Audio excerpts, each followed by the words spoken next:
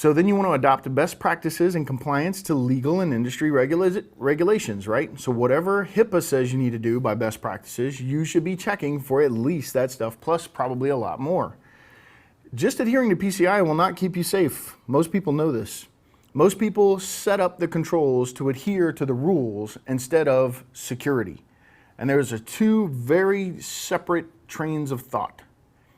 And the protections that they put in place are completely disparately different.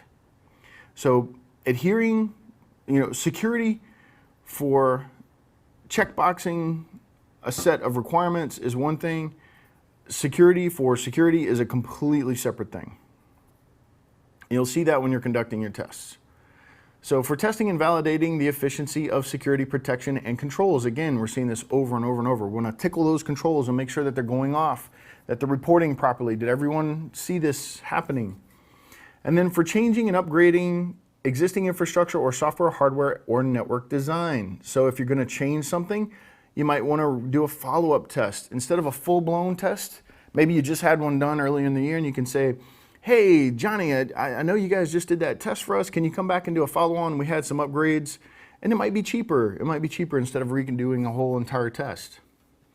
You've already got a relationship with them. They've already got information on you, stuff like that. You can give them the information that they gave you in the report, and they can just go back and hit the highlights. It can be very cost effective.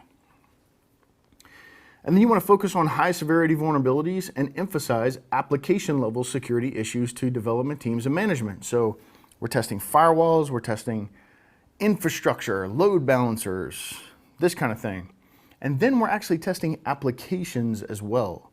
A lot of times the request may be only to test an application. We don't care about our infrastructure. We test that all the time. We know what the security posture is for that. Just test our application.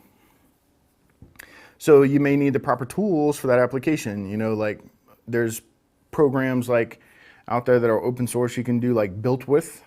What is this application built with?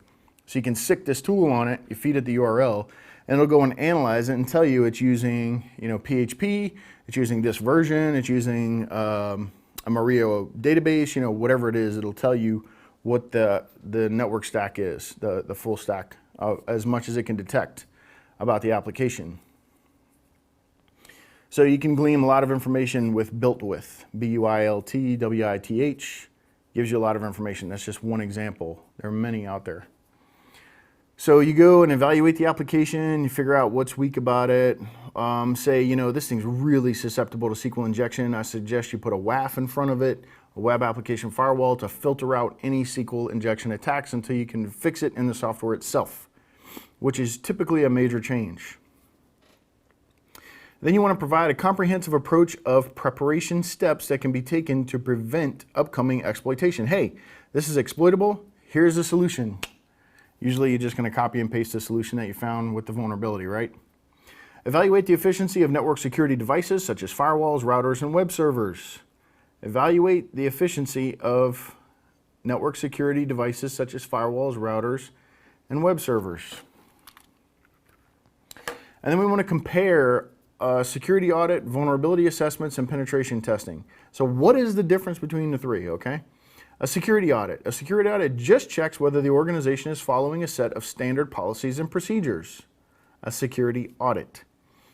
If I were you and someone says, hey, I want you to conduct a security audit, you need to go through the definition with them, because a lot of people get these mixed up all the time.